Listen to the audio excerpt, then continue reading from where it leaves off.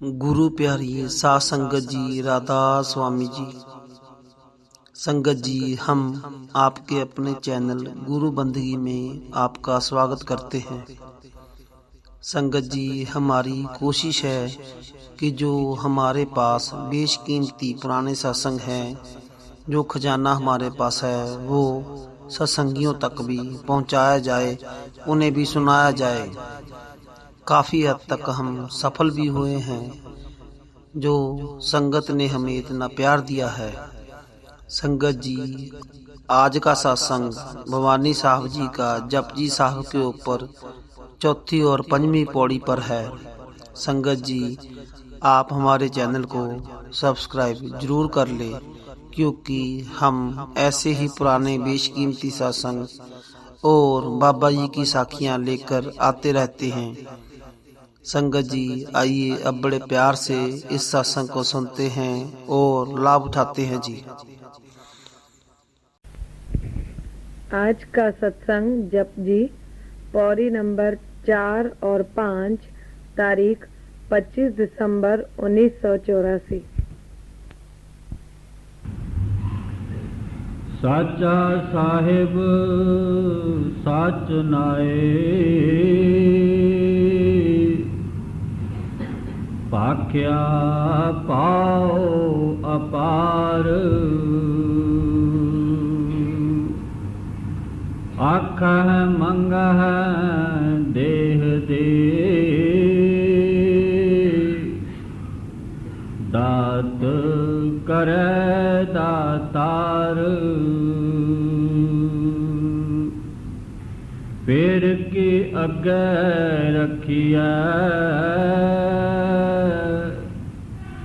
जित दिसै दरबार। मुँहों के बोलन बोलिया, जित सुन तरै प्यार। अमृत वेला सच नाओ, वड्याई विचार। कर्मी आवे कपड़ा, नदरी मोख द्वार। पिछले मंगलवार को तीजी पौड़ी और चौथी पौड़ी यहाँ तक अमृत वेला सच नाम वड्याई विचार तक टीका हुई थी। आज विचार है चौथी और पांचवी पूरी करने का। जप साहब जब से शुरू हुआ है तो एक मुख्य लफ्ज उसमें था जप। उसके बाद इस चौथी पौड़ी में मुख्य कड़ी है अमृत वेला सच नाम वड्याई विचार। तो अमृत वेला क्या है मैंने अर्ज किया है, सच नाम मैंने अर्ज किया है, वड्याई विचार मैंने अर्ज किया है। मुख्य संत मत में जो एक ही बात है वो है सिमरन और भजन। सतगुरु तो है ही, वो न मिले तो सिमरन भजन का कोई सवाल ही नहीं है। तो वो जो सिमरन और भजन है उसके बगैर हम खाली हैं। कुछ लोग कहते हैं भाई दया चाहिए। मैं पहले भी अर्ज कर चुका हूँ सरदार बहादुर जी से। बड़े महाराज जी का एक सेवक था, उसने हाथ जोड़कर कहा था महाराज जी मैंने बड़े महाराज जी से नाम लिया है, लेकिन मेरा भजन सिमरन नहीं होता है, आप दया करो। सरदार बहादुर जी ने कहा, फरमाया, जो बड़े महाराज जी ने तुम्हारे ऊपर दया मेहर की वो तुमने खत्म कर दिया क्या? जिससे ये साबित होता है कि नाम देने के वक्त सतगुरु बड़ी दया मेहर करते हैं, और वो दया मेहर कोई आग जैसे बुझ जाती है या पानी जैसे खत्म हो जाता है, ऐसे नहीं है, चालू है। लेकिन अगर कोई अवगुण है तो हम लोगों के अंदर हैं। हम दुनिया को ज्यादा प्यार करते हैं और जन्म मरण से मुक्ति हासिल करने का हमारा विचार कम है या है ही नहीं। दुनियादारी के लिए हमारे पास बहुत वक्त है, परमात्मा की तरफ देखने की अपने को फुर्सत नहीं है। लेकिन गुरु नानक साहब ने जिज्ञासु को ये कहा है कि उस सच्चारे को अगर जानना चाहते हो, सुबह को सवेल उठो, सिमरन भजन करो और शब्द के साथ अपनी रूह को जोड़ते हो। अगर हम सुबह को नहीं उठते हैं, अमृत वेला जो है वो है 3 बजे से 6 बजे तक। अगर किसी तरह से हम नहीं उठ पाते हैं, जो उठते हैं वो धन्यवाद हैं, लेकिन जो नहीं उठ पाते हैं 3 बजे 4 बजे उठें, 4:30 उठें, 5 उठें, 5:30 उठें, 6 उठें, 7 उठें। मतलब अगर उस वक्त का हम फायदा नहीं ले सकते हैं तो सारे दिन में जितना भी वक्त है, टाइम है, इसका फायदा लेना चाहिए। मन हमारे अंदर जो बैठा हुआ है वो तो कहेगा अभी अमृत वेला तो चला गया, फिर जो कल आएगा ना अमृत वेला तब हम बैठेंगे। तो मन के चक्कर में फंसना नहीं चाहिए। Any time is good for bhajan. अब कहते हैं वड्याई विचार। वड्याई विचार माना उस परमात्मा के शब्द और नाम में अपने मन को जोड़ना। मुंह से अगर हम उसको बड़ा बड़ा बड़ा कितना भी कहें वाहगुरु को, लेकिन उससे अपने को फायदा कुछ नहीं। फायदा अभ्यास से होगा, करनी से होगा, जप से होगा, शब्द से को सुनने में होगा। अब इसके बाद है, पहले ये अर्ज करना चाहता हूं, कुछ लोग हैं जो कि रात को अच्छी तरह से अपना पेट भर के सोते हैं, माना खाना खूब खा के और सोते हैं, और अक्सर आदमी देरी से खाते हैं। इस वास्ते सुबह का उनका उठना मुमकिन नहीं है। एक तरफ तो देरी से सोना और दूसरे तरफ खूब खाना खाना, तो ये चीज भजन करने वालों के लिए नहीं है। मौलाना रूम साहब कहते हैं कि परमात्मा को आपके तरफ से एक चीज भेंट चाहिए। कौन सी भेंट चाहिए? कहते हैं थोड़ा सा खाना और थोड़ी सी नींद। थोड़ा सा खाना माना खाना कुछ कम करो, नींद माना नींद भी थोड़ी कम करो, तो आदमी उठेगा भी, भजन भी करेगा। बाकी इतना मैं अर्ज करता हूं आपको भी अपने को भी कि भजन के सिवाय छुटकारा नहीं है। इस बात का ख्याल रखना चाहिए। अब गुरु नानक साहब जी महाराज फरमाते हैं, कर्मी आवे कपड़ा, नदरी मोक्ष द्वार। हम दुनियादार काफी, हमको हमारी समाज में कर्म कांड का विचार बैठा हुआ है मन में, यानी तीर्थों पे जाना, दान करना, पुण्य करना, यज्ञ करना, कई किस्म के हमारे ये कर्म कांड हैं। गुरु नानक साहब जी महाराज कहते हैं ये आप अच्छे काम करते हो, ठीक है, अच्छा ही है, लेकिन मुक्ति नहीं मिलेगी इससे, ये आप ख्याल में रखो। आप शाहूकार बन के आएंगे, तंदुरुस्त बन के आएंगे, बड़ा मान शान होगा दूसरे जन्म में, मगर ये कर्मों का फल यही मिलेगा। मुक्ति जिस चीज का नाम है उसके लिए तपस्या, पेनेंस, भजन जरूर करना पड़ेगा। कहते हैं आप अगर भले कर्म करोगे तो बाकी जन्मों में अच्छे फल मिलेंगे, अगर बुरे कर्म करोगे तो बाकी जन्मों में बुरे फल मिलेंगे। हम देखते हैं इस दुनिया में कई हम लोग बहुत सुखी हैं, कई लोग बहुत दुखी भी हैं, थोड़े सुखी भी हैं, थोड़े दुखी भी हैं। कोई न कोई दुख सुख लगा रहता है इंसान के जीवन में, मगर ये सब हम लोगों के ही किए हुए कर्मों का फल है। तो महाराज जी, गुरु नानक साहब जी महाराज बोलते हैं, आज से 500 बरस पहले उन्होंने यह महानिर्मल माना से भरी हुई वाणी हम लोगों को अविद्या की नींद से जगाने के लिए, यानी माया की नींद से जगाने के लिए फरमाई है।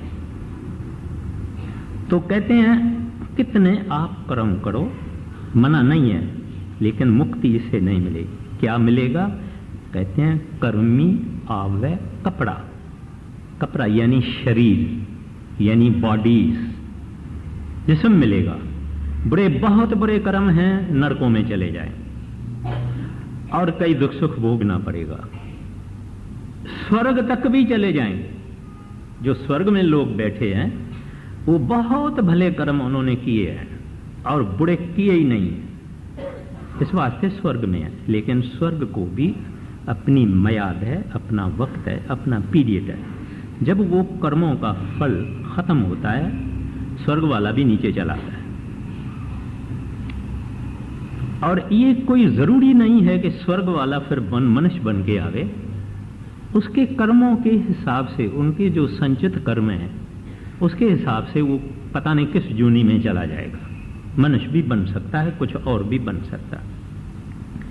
तो कहते हैं फिर क्या करें भाई? आप लोग तो बोलते हैं भला करने से भी मुक्ति नहीं, बुरा करने से भी मुक्ति नहीं, जन्म मिलेंगे, तो हम क्या करें? तो महाराज जी फरमाते हैं नदरी मोक्ष द्वार। कहते हैं जब तक किसी प्रभु के प्यारे की, मालिक के भक्त की, संत की, महात्मा की, किसी कामिल दरवेश की तुम्हारे ऊपर नजरे रहमत, ग्लांस ऑफ ग्रेस, दया मेहर की नजर, बख्शिश नहीं होवे, तब तक मुक्ति का सवाल ही नहीं है। आपके मन में आएगा भाई भजन भी हम करेंगे, सिमरन भी करेंगे, अपने को तकलीफ भी देंगे, फिर भी मुक्ति का सवाल नहीं है। नहीं, ऐसा नहीं सोचना चाहिए। जिस दिन संतों ने किसी बंदे को, इंसान को नाम की बख्शिश की, उस दिन उन्होंने नजरे रहमत कर दी, निहाल कर दिया। मैं पहले भी कई बारी अर्ज करता हूं कि संतों की नजर जिस दिन होती है, नाम वाले दिन, वो एक अनमोल वक्त है, अनमोल घड़ी है और अनमोल दिन है। जिस दिन किसी इंसान को किसी कामिल ने दया मेहर करके और नाम की बख्शिश की है। अब दया मेहर उस दिन हो गई, कोई और दिन की आप फिक्र नहीं करना। अपने को सत्संग सुनना है, संतों का दर्शन करना है, भजन भी करना है, सिमरन भी करना है, सेवा भी करनी है, लेकिन फिर आप नहीं सोचना अभी मेरे ऊपर पता नहीं कौन कभी नजर लगेगी। नजर वो मिल गई, जिनको नाम मिला उनको नजर मिल गई। अब अगर हम भजन नहीं करते हैं तो फायदा भी हमारा है, यानी नहीं करते हैं तो नुकसान भी हमारा है, करते हैं तो फायदा भी हमारा है। अगर कुछ लोग नींद में हैं तो ऐसी महापुरुषों की वाणी सुन के उनको अपनी नींद से बेदार होना चाहिए। कुछ लोग हैं जिन्होंने नाम लिया तो भजन में बैठे ही नहीं। किन लोगों को तो पता भी नहीं है कि शब्द कैसे सुनना, कैसे बैठना, कैसे नहीं बैठना। कुछ लोग बैठते हैं 15 मिनट, मगर कोई चाह नहीं, कोई शौक नहीं, मुसीबत समझ के, बोझ समझ के और बैठते हैं। और कुछ लोग बख्शिश उनकी है, करते हैं। और आपके मुंबई में करने वाले भी हैं और महासुस्त भी हैं, लेकिन अपने को सोचना चाहिए कोई इससे बेहतर समा, कोई आला वक्त नहीं होगा। जो आज वक्त है यही आला है, कल पता नहीं कितनी अशांति होगी, क्या होगा क्या नहीं होगा उसका कोई पता नहीं। अगर आज हमने अपनी संभाली तो सब कुछ संभल जाएगा। और वो संत महात्मा सतगुरु जिन्होंने हमको नाम की बख्शिश की है, वो नाम देने वाले दिन अंदर बैठ जाते हैं और हमारी एक एक मन की होशियारी, चालाकी, चतुराई, मन क्या क्या बोलता है, कैसे बहाना देता है, ये करता है और दुनिया के क्या क्या काम करता है बड़े शौक से और चाह से, वो सब वो साक्षी बैठा हुआ है, देखता है। कोई बहाना जो हम देते हैं अपने को धोखा देते हैं। तो इस वास्ते कहते हैं कर्मी आवे कपड़ा, नदरी मोक्ष द्वार। जन्म मरण से अगर मुक्ति हासिल करनी है, मोक्ष का द्वार खोलना है। दरअसल में संत सतगुरु ने जब नाम की बख्शिश की, उन्हें मोक्ष का द्वार खोल छोड़ा है, दरवाजा उन्होंने खोल छोड़ा है।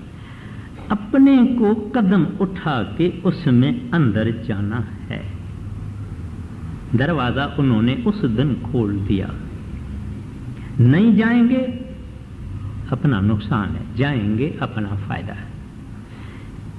ऐसे महापुरुषों की वाणी अगर हमारे ऊपर असर नहीं करेगी तो हम समझेंगे कि हम मुर्दे हैं। आगे कर्मी आवे कपड़ा, नदरी मोख द्वार। नानक आवे जानिया, सब आपै सचियार। अब ये आखिरी करिए, कहते हैं जब आप भजन किया, सिमरन किया, शब्द से अंदर कांटेक्ट हुआ, लवलीन हुआ, तो रंग चढ़ता है।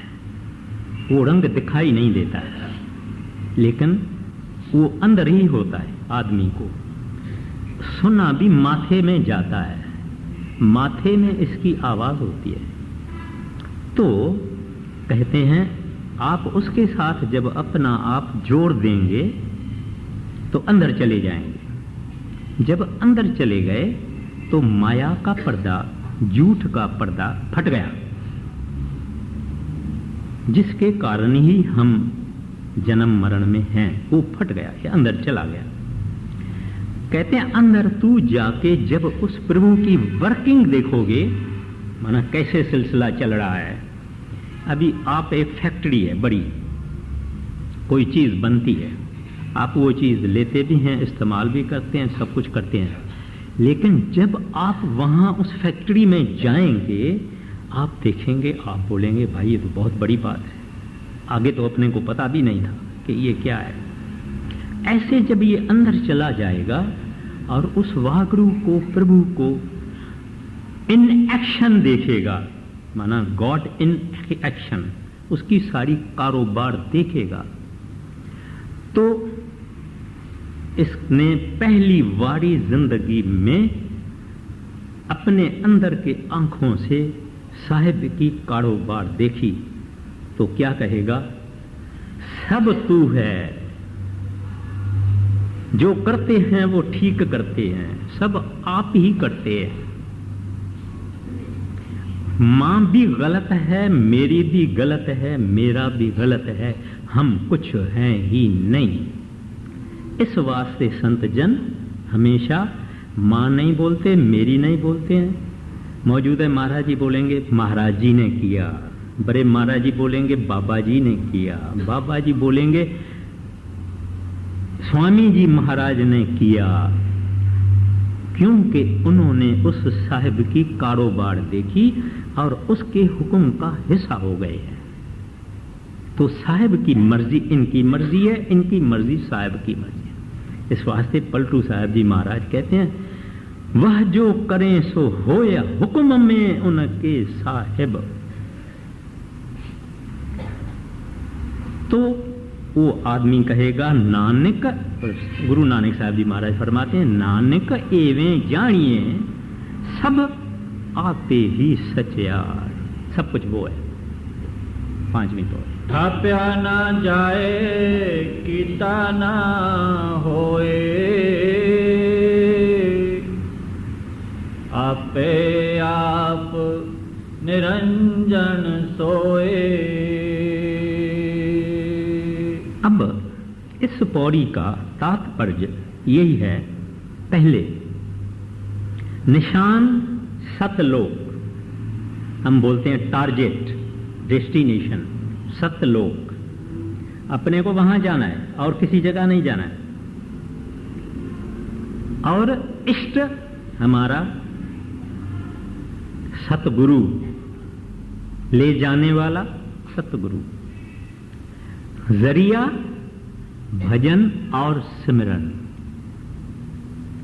सतलोक हमारा डेस्टिनेशन, इष्ट माना हमारा रहबर, गाइड, महबूब हकीकी हमारे सतगुरु, और तरीका भजन और सिमरन। ये इस 5वीं पौड़ी का आप समझोगे एसेंस है, तत्व है। अब कहते हैं वो प्रभु, वो वाहगुरु अकाल पुरख, उसको कोई थापता नहीं। कभी जब नया मंदिर बनाया जाता है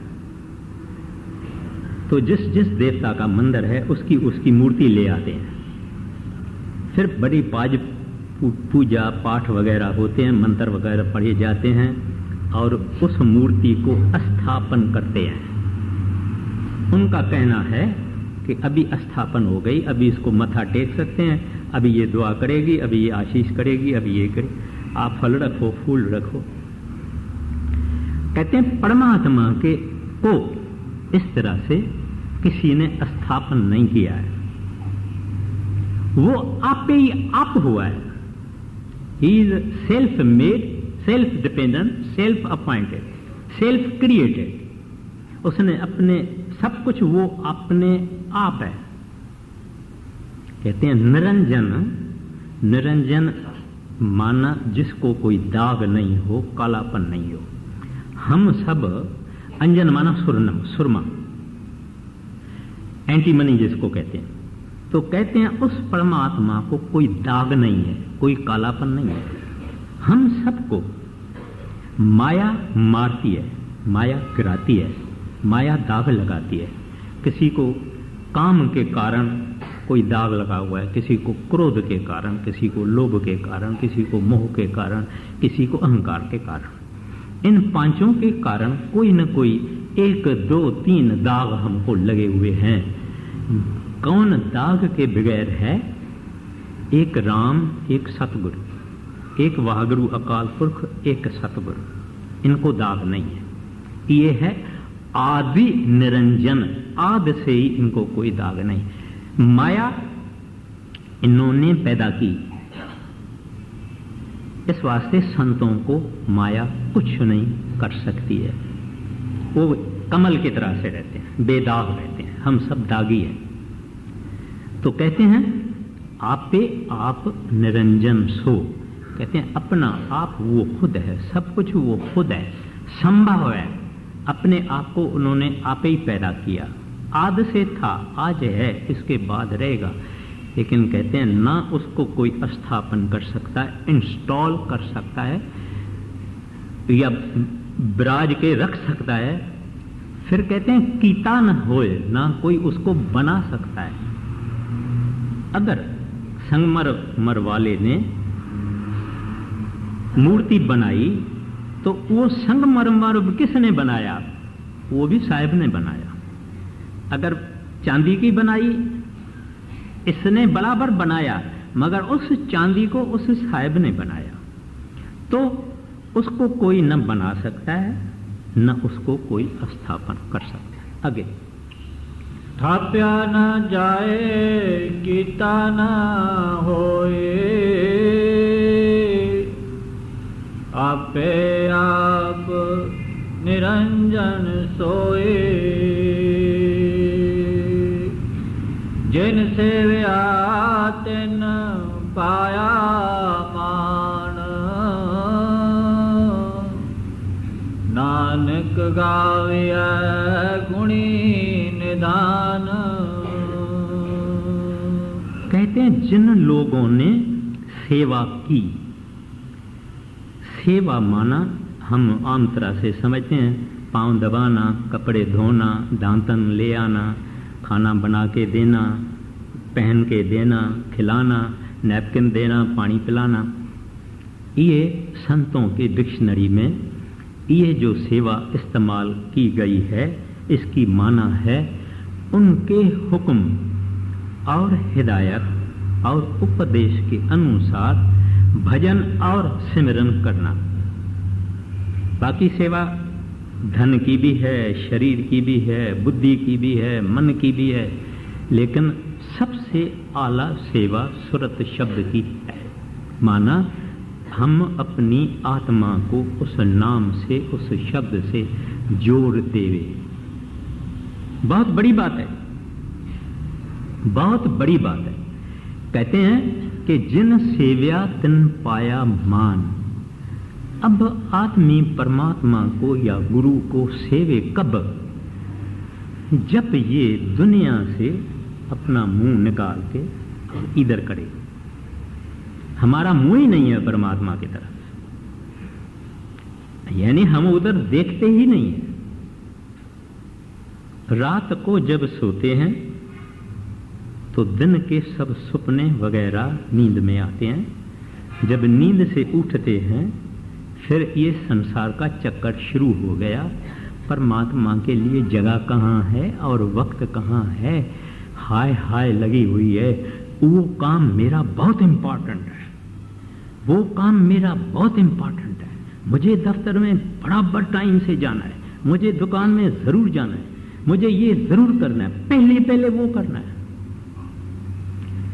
भगवान प्रभु वाहगुरु अकाल पुरख हरि गोविंद सबसे आखिर, आखिर भी बोलना गलत है।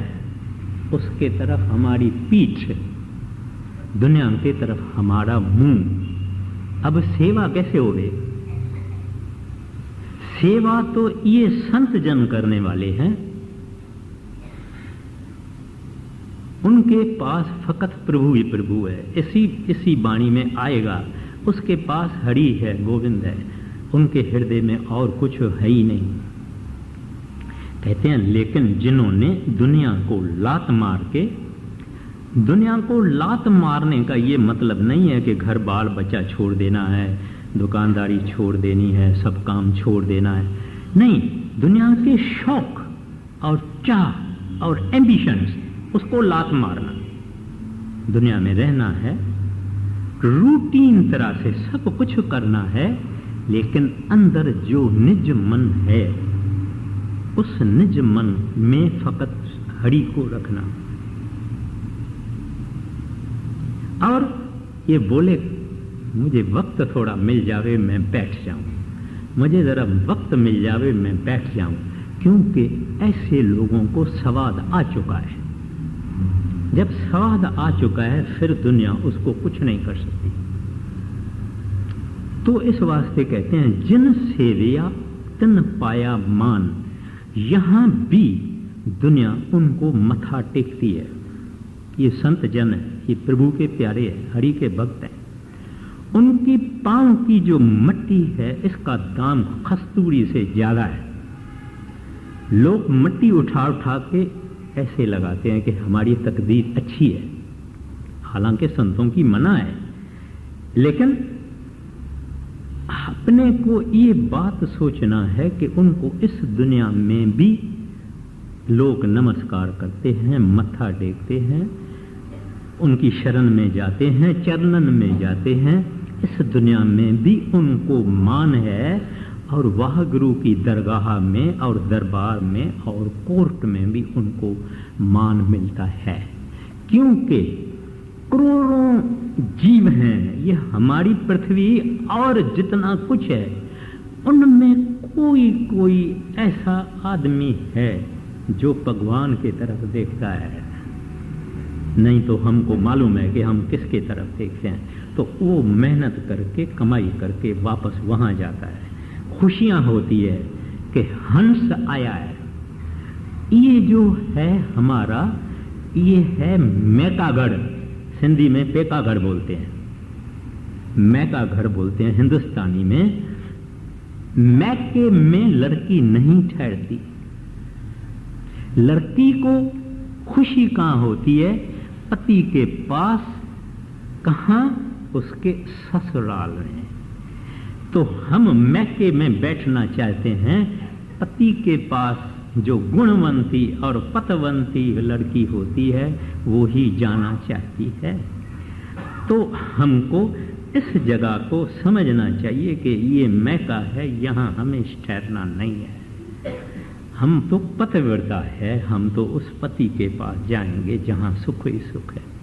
तो इस वास्ते कहते हैं नानक गाविये गुणे निधान। कहते हैं इस वास्ते अगर सराहना करनी है, उपमा करनी है, बड़ाई करनी है, प्रेज करनी है, ग्लोरीफाई करना है, तो एक हरि को, एक राम को, एक गोविंद को, एक सतगुरु को, जो वर्च्यूज का ट्रेयर हाउस है, जो भंडार है गुणों का, और जिनके गुण हम गा भी नहीं सकते हैं, कत भी नहीं सकते हैं। कहते हैं ऐसे के गुण गाइए। नानक गाविये गुणे निधान। कहते हैं उसके गुण गाना चाहिए। आगे गाविया सुनिया मन रखिया पाओ, दुख पर हर सुख कर ले जाए। देखिए जब साहब हम कितना पढ़ते हैं, कभी हमने सोच नहीं किया है कि इसके अंदर क्या अनमोल मोती है। कहते हैं गाविये माना सिमरन करो, नाम जपो। सुनिए, कहते हैं शब्द सुनो, नाम सुनो, नाम जपो भी, नाम सुनो भी, क्योंकि वो ही नाम जपते जपते अजप्पा हो जाता है, यानी बाणी हो जाती है, सच्ची बाणी, शब्द, अमृत रस, वो मधुर मीठे से मीठी। मुझे याद है बड़े महाराज जी बोलते थे, प्यारे से प्यारा राग, मीठे से मीठी रागनी। कहते हैं सिमरन करो हरि नाम का और सुनिए। चौथी पातशाही कहते हैं रामा रम, रामो सुन मन भी जय। तो उस राम को सुनना है, उस हरि के आवाज को सुनना है, उस सदा को सुनना है। मन रखिए भाव। मैंने पहले अर्ज किया, हमारे अंदर कई हैं जो हम भजन में बैठते हैं ना, मुसीबत समझ के, तकलीफ समझ के, कभी कभी ये सोचते हैं हमने कोई गलत टाइम में नाम ले लिया है, ये तो औखा काम है, हम तो इसको नहीं कर सकते हैं। जैसे कल्याण का एक सत्संगी था, महाराज जी जब भी पहले पहले आए यूनियन पार्क में, तो महाराज जी सब दर्शन दिया, सबको बोला घर जाओ जाके सिमरन भजन करो। तो एक आदमी ने बोला, हजूर सिमरन तो हमारा बाप भी नहीं कर सकता। हालांकि सबने हंसा और महाराज जी ने भी मुस्कुराया, लेकिन ये कहना गलत है। उन्होंने नाम दिया ही तब जब उन्होंने देखा कि इसके कर्म इतने हैं जो ये नाम जप के वाहगुरु को प्राप्त कर सकता है। इस वास्ते उन्होंने जो ज्यादा बोझ समझा वो कर्म ले लिए। सब सत्संगियों का थोड़ा या कम कोई खास निर्मल बंदा होता है, नहीं तो थोड़ा बहुत कर्म महाराज जी उठाते हैं ताकि ये लोग भजन करें। खैर, तो बोलते हैं गाविए, सुनिए, मन रखिए भाव, प्रेम से, श्रद्धा से, लगन से, शुक्र करके। सरदार बहादुर जी बोलते थे, आप जब सिमरन करते हैं तो आप समझो कि आपसे के मुंह से एक मोती निकला। मोती कल्चर वाला नहीं, नकली वकली नहीं, असल मोती। कहते हैं आप 5 नाम का जब सिमरन करते हैं, आप समझो कि मोती निकला। ये मोती साथ में जाने वाला है, बाकी कुछ नहीं। क्या क्या नाम ले, आप डॉलर बोलो, पाउंड बोलो, ये बोलो, वो बोलो, कुछ नहीं। आपको तो मालूम है, सबको मालूम है, हाथ खाली जाता है ये बेचारा। तो कहते हैं प्रेम से, प्यार से। नहीं होता है, प्रार्थना करो, सतगुरु सच्चे पातशाह मेरा मन बड़ा लुचा है, प्यार प्रेम से नहीं बैठता है, आपकी दया मांगता हूँ, कुछ रस दो ताकि ये कुछ शौक से, चाह से भजन सिमरन करे। तो वो दाता सुनता है, अगर हमारी बेनती सच्ची है तो। फिर कहते हैं फिर क्या होगा, जब आप भजन करेंगे, सिमरन करेंगे, अंदर चले जाएंगे, शब्द के साथ लवलीन हो जाएंगे, दुख पड़हर, कहते हैं खत्म हो गया दुख। पड़हर माना खत्म, निकल गया, रिमूव। सुख घर ले जाए, कहते हैं वो जगह सचखंड, हक मुकामे हक, जहां दुख का निशान नहीं। कहते हैं वहां ये भजन और सिमरन और गुरु की दया और मेहर तुमको ले जाएगी। और इतने करोड़ों जूनियों में और जुगों में पहली बारी हमको ये नाम मिला है और मौका मिला है कि दुनिया के 4 सुख लेते हुए भी हम अपना रास्ता तैयार करके उस वह गुरु के घर सचखंड में जा सकते हैं, जो कि हमारा ससुराल है, जो कि हमारा मैका नहीं है। आगे गुरमुख नादम गुरमुख वेदम गुरमुख रहया समाई। आगे गोई सर गुर गोरख बर्मा गुर पार्वती माई। अब ये जो गुरु भक्त है, इनके लिए ये चीज है। मैंने पहले ही किया था कि इस वाणी में ये है कि इष्ट कौन है तुम्हारा। कोई देवी देवता नहीं, कोई और नहीं। पैसा चाहिए, लक्ष्मी इष्ट है कईयों का, लक्ष्मी इष्ट है। उठते फिरते उसको लक्ष्मी को बोलते हैं, लक्ष्मी लक्ष्मी लक्ष्मी। मूर्ति भी वही लगाते हैं, सब कुछ वो करते हैं। मैं किसकी बुरी बात नहीं बोलता हूँ, हम आम लोगों का, हम भी सब इस चक्कर में अभी तक भी हैं। जिसको पहलवान होना है वो हनुमान को नमस्कार करता है। इस तरह से ये इंसान कईयों को अपने मन में लेके फिरता है। कहते हैं सतगुरु गुरु नानक साहब जी कहते हैं, मेरा इष्ट फकत सतपुरुष है। मेरा इष्ट वह गुरु अकाल पुरख है। मेरा इष्ट हरि है, गोविंद है। मैं और किसी को जानता नहीं। हम किसी की बुराई नहीं करते हैं, बेइज्जती नहीं करते हैं, बुरा भला नहीं कहते हैं। सबको करूं प्रणाम जोड़ कर, कोई नहीं सतगुरु समसर। कहते हैं मेरा तो इष्ट हमारा सतगुरु है। उसकी मर्जी है, देवे उसकी मर्जी। लेऊंगा तो उससे देऊंगा, दूसरे से नहीं लेऊंगा। ये उनके लिए है। कहते हैं अपने सतगुरु में आप ये समझो कि गुरुमुख ही शब्द है। गुरुमुख माना गुरु। गुरुमुख माना जिसका मुंह होवे गुरु के तरफ। उस हिसाब से हम हैं मनमुख, क्योंकि हमारा मुख है मन के तरफ। उसके इशारे से नाचते हैं, उनके इशारे से सब काम करते हैं। लेकिन गुरुमुखों का मुंह गुरु के तरफ, हरि के तरफ, राम के तरफ, प्रभु के तरफ। इस वास्ते वो हैं गुरुमुख। कहते हैं वो गुरुमुख ही शब्द है, वो गुरुमुख ही नाम है। नाम की उन्होंने कमाई की, नाम का रंग चढ़ा। वो नाम बंदे का, मनुष्य का, इंसान का चोला धारण करके इस दुनिया में आया। ये ही नादन, जो असल लफ्ज है वो है गुरुमुख। गुरुमुख नादंग कहते हैं।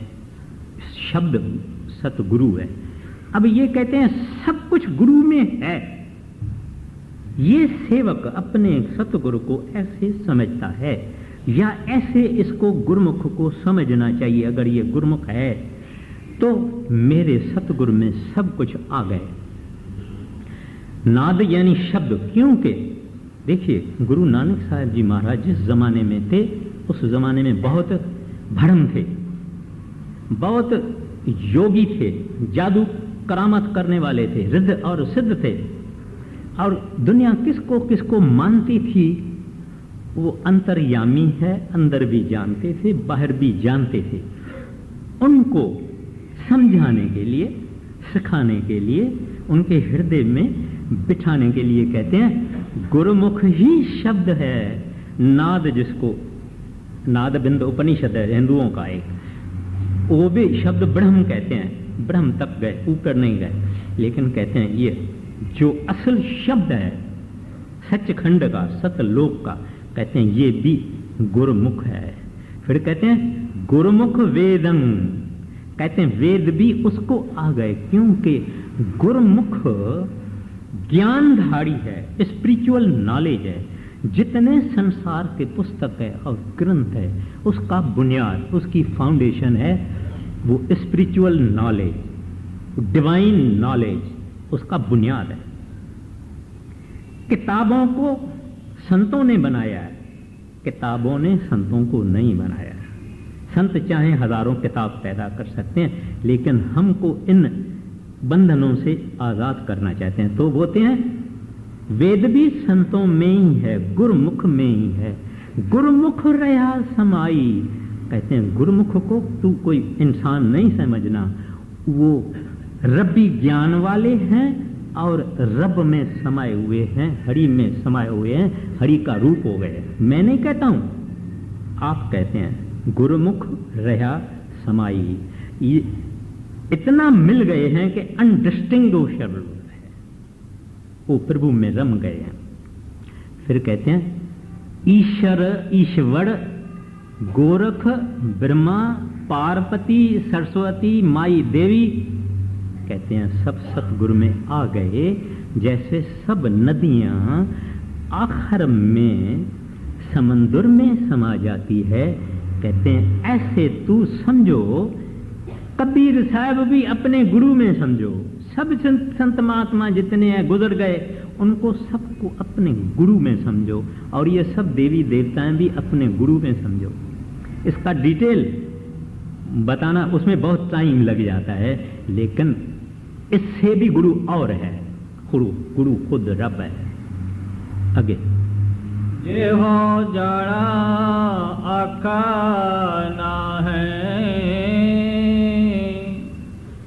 कहना कथन ना जाए। आगे। गोरा एक देह बुझाए, गोरा एक देह बुझाए। आगे। सबना जिया का एको दाता, तो मैं विसर ना जाए। गुरु नानक साहब जी कहते हैं अगर मैं सतगुरु की महिमा करके जानता भी हूं तो भी कह नहीं सकता। यानी गुरु इतनी बड़ी चीज है। कहते हैं जुबान को ताकत नहीं, लैंग्वेज नहीं, भाषा को कोई ताकत नहीं। कहते हैं कथन न जाई, कहना कथन न जाई। आगे फिर कहते हैं लेकिन इतनी बात कहता हूं, मेरे सतगुरु ने गुरा, मेरे गुरु ने मुझे एक जो है माना हरि गोविंद मेरे अंदर ही बता दिया। देह बुझाई, देही में मुझे उसका दर्शन करवा दिया। फिर कहते हैं सबना जिया का एको दाता। कहते हैं वो एक ही है, सबका दाता है। गुरु प्यारी साध संगत जी, राधा स्वामी जी। संगत जी, पौड़ी नंबर 6 और 7 हम कल आपके साथ सत्संग साझा करेंगे। तब तक आप बाबा जी का भजन सिमरन करें जी और हमें इजाजत दे जी।